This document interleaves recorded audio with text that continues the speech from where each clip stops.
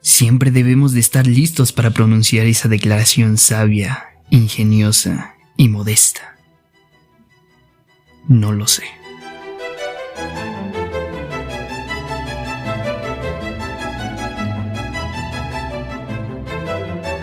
Galileo, el astrónomo más persistente. En la historia de los científicos perseguidos por la Inquisición, Galileo Galilei ocupó un lugar especial, no solo por sus descubrimientos, sino también por su tozudez. A pesar de su condena que le obligó a abjurar de algunas de sus ideas, se mantuvo firme en ellas y siguió ignorando hasta el final de la prohibición impuesta. Galileo Galilei nació en Pisa el 15 de febrero de 1564, hijo de una madre noble y un padre burgués, pero ambos venidos a menos. Como primogénito, al joven Galileo le correspondería ser algún día la cabeza de la familia, por lo que su padre quiso que estudiara medicina y consiguió, tras bastantes esfuerzos, que fuera aceptado en la Universidad de Pisa a los 16 años. Sin embargo, este pronto se dio cuenta de que la medicina no era su vocación y la dejó para dedicarse a las matemáticas y a la física, en las que destacó notablemente. Terminando sus estudios, su intención era dedicarse a la enseñanza. Empezó a dar clases privadas de matemáticas en Florencia y en Siena, pero su deseo era conseguir una plaza oficial que le asegurara el sustento. Gracias a sus contactos, especialmente a Guidobaldo de Monte, físico como él, consiguió que Ferdinando I de Medicis, gran duque de Toscana, le concediera en 1589 una cátedra de matemáticas en la Gran Universidad de Pisa. Nada más convertirse en profesor ya se procuró las primeras antipatías al exponer que, en sus clases, nunca se supondría como cierto nada que careciera de una explicación razonada, afirmando que son pocos los que indagan, se creen más doctos por tener el mayor número de textos, y que no le importaba que una tesis sea contraria a la opinión de muchos, mientras corresponde a la experiencia y a la razón. Galileo estaba enunciando los principios de aquello que más adelante sería conocido como el método científico, es decir, la comprobación empírica de los hechos mediante la experimentación, la observación directa y el razonamiento lógico. Eso iba en contra de la tendencia de muchos catedráticos que, especialmente en los campos de las ciencias naturales, tendían a dar por buenas las tesis de los pensadores clásicos, principalmente Aristóteles. Durante su estancia en Pisa ya demostró la falsedad de algunas ideas del pensador griego. Famosos son, por ejemplo, sus experimentos sobre el peso de los objetos que realizó desde la torre inclinada del campanario. Y si bien los conflictos académicos eran un problema menor, e incluso presentaban seguramente un estímulo para él, más adelante su actitud iba a causarle serios problemas con la Iglesia.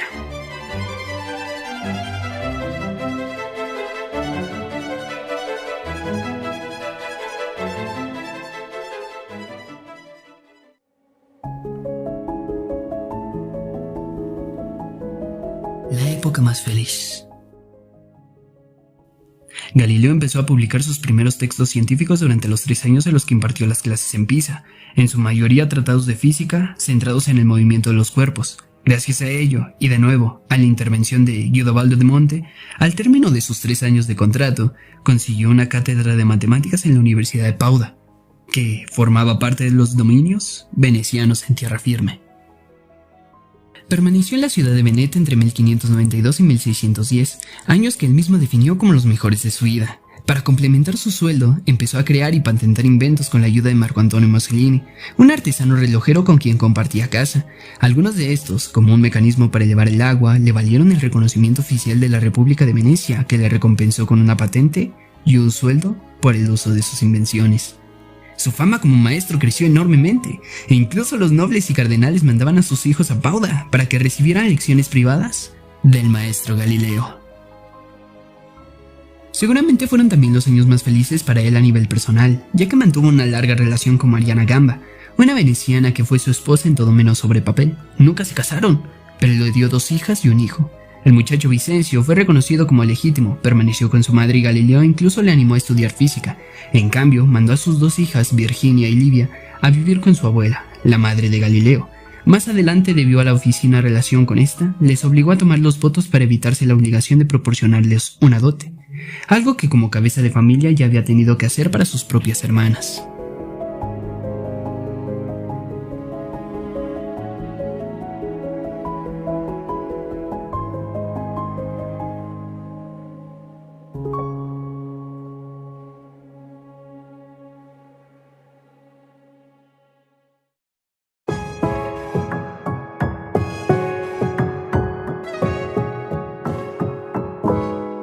apuntando hacia los cielos. Hacia el final de su estancia en Pauda, en 1609 Galileo inventó el artefacto que daría el inicio al apogeo de su carrera de inventor, y también, aunque no lo supiera, el inicio de sus problemas. Un dispositivo óptico semejante a un catalejo que permitía hasta 10 aumentos. Fruto de su colaboración con los artesanos de cristal de Mauriano, el arquitecto físico llevaba años investigando los fenómenos astronómicos y estaba al tanto de los avances hechos en otros lugares de Europa, en el campo de los instrumentos de la óptica.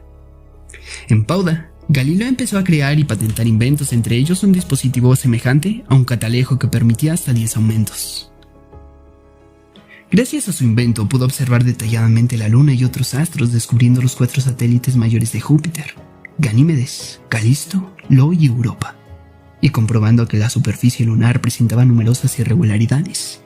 En 1610 publicó sus descubrimientos en el Tratado Siderius Nuncius, mensajero sideral, del cual envió una copia al nuevo Gran Duque Toscana, Cosimo II de Medici, al que había impartido lecciones privadas. Ese detalle, junto al hecho de que bautizara a los satélites de Júpiter como planetas medeseos, evidencia la voluntad de ganarse el favor de la dinastía, intuyendo seguramente que podría necesitar de su protección. La estrategia dio resultado. Poco después escribió a Cosimo II para pedirle una nueva cátedra en Pisa. Este no solo se lo concedió, sino que le otorgó además el título de primer matemático en la Universidad de Pisa y filósofo del Serenísimo Gran Duque, junto con un envidiable sueldo de 1000 escudos anuales. Con estos nuevos honores, el científico se trasladó a Florencia, donde continuó sus investigaciones sobre los cuerpos celestes e inventó sus primeros telescopios. Galileo ya había empezado a atraer la atención de la Inquisición después de su estancia en Pauda, puesto que realizaba horóscopos para ganarse un sobresueldo, una práctica que a la Iglesia no lo veía con buenos ojos. A medida que se interesaba por la astronomía y la reputación crecía, sus descubrimientos y su defensa del modelo copernicano del universo provocaron una polémica creciente entre algunos círculos eclesiásticos. Al problema al que se enfrentaron muchos astrónomos eran que sus ideas contradecían las escrituras cristianas, o al menos así lo creían algunos. Los nuevos instrumentos ópticos y la observación de Galileo permitían ver que el mundo de los cielos no era perfecto ni tampoco lo eran los astros. En realidad, dentro de la propia Iglesia habían dos tendencias: quienes consideraban que las escrituras debían interpretarse al pie de la letra, y los que opinaban que había que hacer una relectura de las mismas para acomodarlas a los descubrimientos actuales. El propio Galileo no negaba la veracidad de los textos religiosos, pero defendía que los nuevos hallazgos demostraban la necesidad de leerlos de manera menos literal. Galileo era un hombre de tiempo, y su fe católica no se contradecía con su pensamiento científico. Para él, tanto la ciencia como las escrituras derivaban de Dios, y por lo tanto no concebía que pudieran contradecirse, por lo que el problema debía residir en que la palabra divina había sido mal interpretada a causa de la falta de conocimientos científicos, algo que ahora podía solventarse.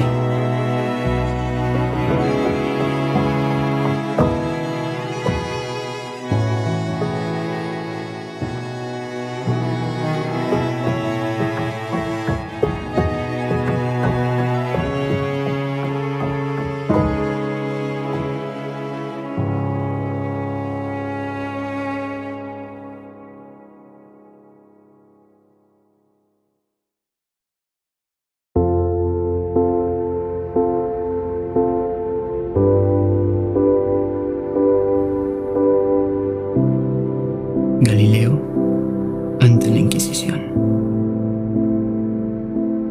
En un primer momento Galileo no tuvo la impresión de que debiera preocuparse. El Papa Pablo V incluso le invitó a Roma en 1611, con todos los honores, para que pudiera presentar sus descubrimientos en el Colegio Romano, considerado la mayor institución científica de la época en el campo de la astronomía. También miembros de la alta nobleza se mostraron encantados por la visita. El príncipe Federico Cesi, fundador de la Academia dei Lincei, que con el tiempo se convertiría en una prestigiosa institución en el ámbito de las ciencias naturales, le inscribió como miembro. Todo ello pudo haber contribuido a dar a Galileo una sensación de falsa seguridad. Pero no todos recibieron de buen agrado.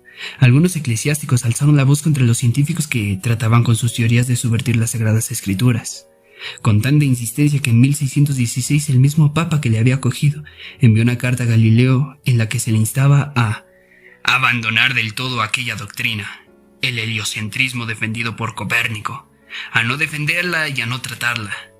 Sin embargo, parece ser que el científico, seguramente influido por la buena acogida que le había brindado el Papa, se lo tomó aquella carta más como una sugerencia que como una orden, como realmente era, e hizo caso omiso de ella. Siguió difundiendo sus descubrimientos y en 1632 publicó una obra, El diálogo sobre las dos máximos, sistemas del mundo, en el que abiertamente se daba por válida la teoría de Copérnico. Aquella fue la gota que colmó la paciencia de la Santa Sede. En septiembre de ese mismo año, la Inquisición romana envió a Galileo la orden de comparecer en Roma para dar explicaciones. El viaje inicialmente se retrasó por los problemas de salud del científico, pero finalmente partió a principios del año siguiente. Incluso en aquellas circunstancias, Galileo pensaba que saldría indemne, puesto que, a su parecer, no había dicho nada que contradijera las escrituras o que pudiera meterle en problemas. Además, el nuevo Papa Urbano VIII era amigo y admirador suyo desde hace años, por lo que llegó incluso a pensar que lo convocaban para darle su apoyo, como se manifestaba en una carta al sobrino del Papa, en el que decía: «Estamos a punto de asistir al retorno del precioso saber del largo exilio al que había sido condenado».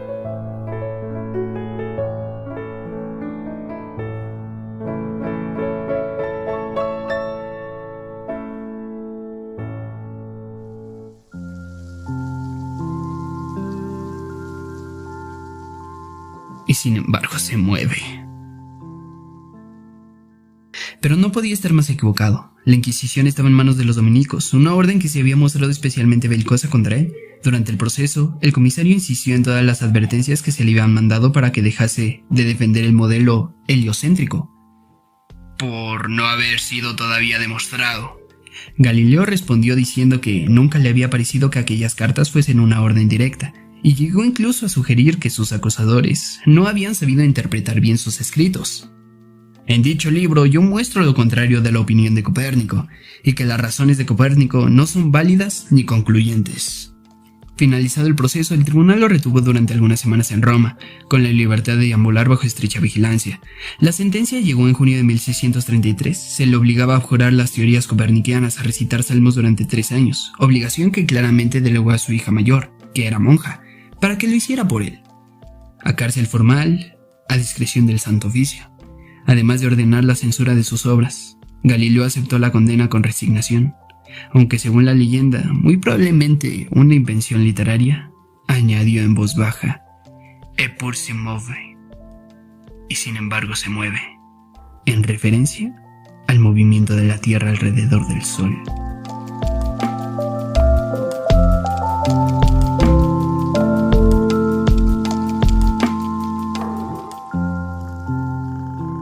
Muchos dentro de la iglesia pensaban que la Inquisición había sido demasiado dura con Galileo, un científico de gran fama que además había manifestado abiertamente que su intención no era contradecir las escrituras. Uno de estos, el arzobispo de Siena, Ascanio Piccolomini, incluso le ofreció su residencia como lugar en el que cumplir la condena, pero de nuevo, eso generó en el científico una sensación de falsa confianza. Una vez en la ciudad toscana, Piccolomini le permitió pasear libremente, recibir visitas y organizar debates científicos, hasta que fue denunciado por una carta anónima. Airados, al ver que Galileo no cambiaba de actitud ni siquiera tras la condena, los inquisidores ordenaron que fuese recluido en Villa Segunda Gionello, en Arcetri, en las colinas de Florencia, y que solo se le permitiera comunicarse con sus familiares.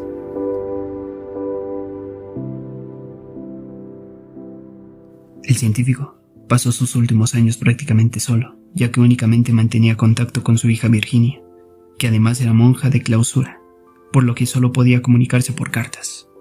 Cuando Virginia murió en abril de 1634, se permitió a Galileo mantener la relación epistolar con amigos y admiradores a condición de que no hablara de los temas por los que se había condenado. Condición que, una vez más, no respetó. Pero para entonces los inquisidores parecían haberse cansado ya de él, y en sus últimos años de vida, cuando se quedó ciego, le permitieron tomar un ayudante llamado Vincenzo Vivani para que le cuidara, que se convirtió también en su aprendiz, y lo acompañó hasta su muerte, el 8 de enero de 1642. Incluso hasta su muerte, se pasó por los huevos las órdenes de la iglesia.